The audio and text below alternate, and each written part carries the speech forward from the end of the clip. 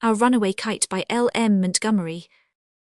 Of course there was nobody for us to play with on the big half moon, but then, as Claude says, you can't have everything. We just had to make the most of each other, and we did. The big half moon is miles from anywhere, except the little half moon. But nobody lives there, so that doesn't count. We live on the big half moon. We are Father and Claude and I and Aunt Esther and Mimi and Dick. It used to be only Father and Claude, and I. It is all on account of the kite that there are more of us. This is what I want to tell you about. Father is the keeper of the big half moon lighthouse. He has always been the keeper ever since I can remember, although that isn't very long. I am only 11 years old, Claude is 12. In winter, when the harbour is frozen over, there isn't any need of a light on the big half moon, and we all move over to the mainland, and Claude and Mimi and Dick and I go to school. But as soon as spring comes, back we sail to our own dear island, so glad that we don't know what to do with ourselves. The funny part used to be that people always pitied us when the time came for us to return. They said we must be so lonesome over there, with no other children near us, and not even a woman to look after us. Why, Claude and I were never lonesome. There was always so much to do, and Claude is splendid at making believe. He makes the very best pirate chief I ever saw. Dick is pretty good, but he can never roar out his orders in the blood-curdling tones that Claude can. Of course Claude and I would have liked to have someone to play with us, because it is hard to run pirate caves and things like that with only two, but we used to quarrel a good deal with the mainland children in winter, so perhaps it was just as well that there were none of them on the big half moon. Claude and I never quarreled. We used to argue sometimes and get excited, but that was as far as it ever went. When I saw Claude getting too excited, I gave in to him. He is a boy, you know, and they have to be humoured. They are not like girls. As for having a woman to look after us, I thought that just too silly, and so did Claude. What did we need with a woman when we had Father? He could cook all we wanted to eat and make molasses taffy that was just like a dream. He kept our clothes all mended, and everything about the lighthouse was neat as wax. Of course I helped him lots. I like pottering round. He used to hear our lessons and tell us splendid stories, and saw that we always said our prayers. Claude and I wouldn't have done anything to make him feel bad for the world. Father is just lovely. To be sure, he didn't seem to have any relations except us. This used to puzzle Claude and me. Everybody on the mainland had relations, why hadn't we? Was it because we lived on an island? We thought it would be so jolly to have an uncle and aunt and some cousins. Once we asked Father about it, but he looked so sorrowful all of a sudden that we wished we hadn't. He said it was all his fault. I didn't see how that could be, but I never said anything more about it to Father. Still, I did wish we had some relations. It is always lovely out here on the big half moon in summer. When it is fine, the harbour is blue and calm, with little winds and ripples purring over it, and the mainland shores look like long blue lands where fairies dwell. Away out over the bar where the big ships go, it is always hazy and pearl-tinted, like the inside of the mussel shells. Claude says he's going to sail out there when he grows up. I would like to too, but Claude says I can't because I'm a girl. It is dreadfully inconvenient to be a girl at times.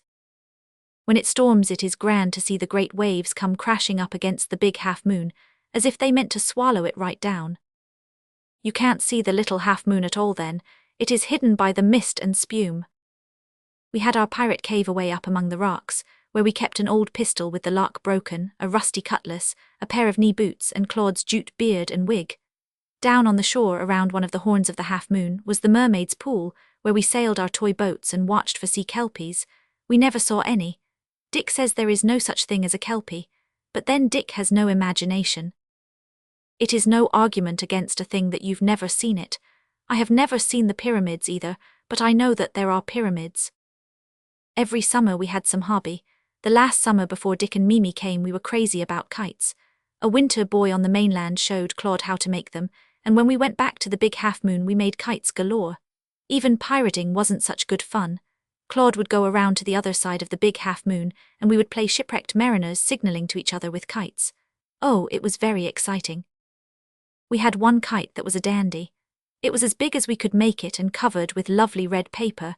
We had pasted gold tinsel stars all over it and written our names out in full on it: Claude Martin Leet and Philippa Brewster Leet, Big Half Moon Lighthouse. That kite had the most magnificent tail too. It used to scare the gulls nearly to death when we sent up our kites. They didn't know what to make of them. And the big half moon is such a place for gulls, there are hundreds of them here. One day there was a grand wind for kite flying, and Claude and I were having a splendid time. We used our smaller kites for signaling, and when we got tired of that, Claude sent me to the house for the big one. I'm sure I don't know how it happened, but when I was coming back over the rocks I tripped and fell, and my elbow went clear through that lovely kite. You would never have believed that one small elbow could make such a big hole. Claude said it was just like a girl to fall and stick her elbow through a kite, but I don't see why it should be any more like a girl than a boy. Do you? We had to hurry to fix the kite if we wanted to send it up before the wind fell, so we rushed into the lighthouse to get some paper. We knew there was no more red paper, and the looks of the kite were spoiled anyhow, so we just took the first thing that came handy, an old letter that was lying on the bookcase in the sitting room. I suppose we shouldn't have taken it, although, as matters turned out, it was the best thing we could have done. But Father was away to the mainland to buy things, and we never thought it could make any difference about an old yellow letter. It was one Father had taken from a drawer in the bookcase which he had cleaned out the night before. We patched the kite up with the letter, a sheet on each side, and dried it by the fire. Then we started out, and up went the kite like a bird. The wind was glorious, and it soared and strained like something alive. All at once, snap, and there was Claude standing with a bit of cord in his hand, looking as foolish as a flatfish, and our kite sailing along at a fearful rate of speed over to the mainland. I might have said to Claude, so like a boy, but I didn't. Instead, I sympathized with him and pointed out that it really didn't matter because I had spoiled it by jabbing my elbow through it. By this time the kite was out of sight, and we never expected to see or hear of it again.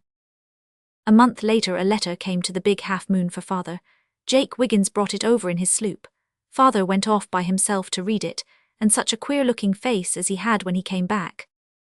His eyes looked as if he had been crying, but that couldn't be, I suppose, because Claude says men never cry. Anyhow, his face was all glad and soft and smiley. "Do you two young pirates and freebooters want to know what has become of your kite?" he said. Then he sat down beside us on the rocks at the mermaid's pool and told us the whole story and read his letter to us.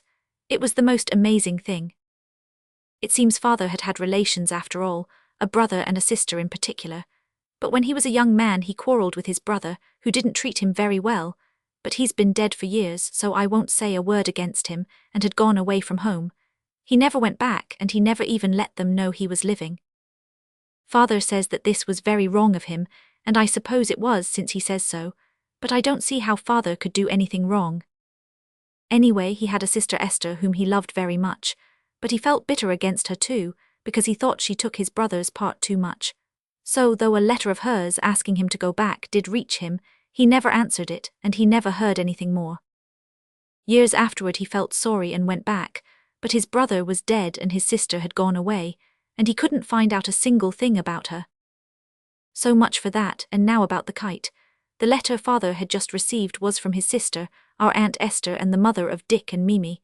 She was living at a place hundreds of miles inland. Her husband was dead, and as we found out later, although she did not say a word about it in the letter, she was very poor.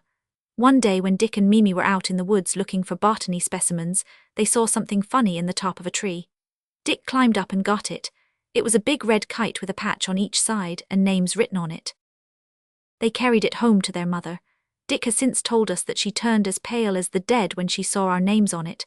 You see, Philippa was her mother's name and Claude was her father's, and when she read the letter that was pasted over the hole in the kite she knew who we must be, for it was the very letter she had written to her brother so long ago.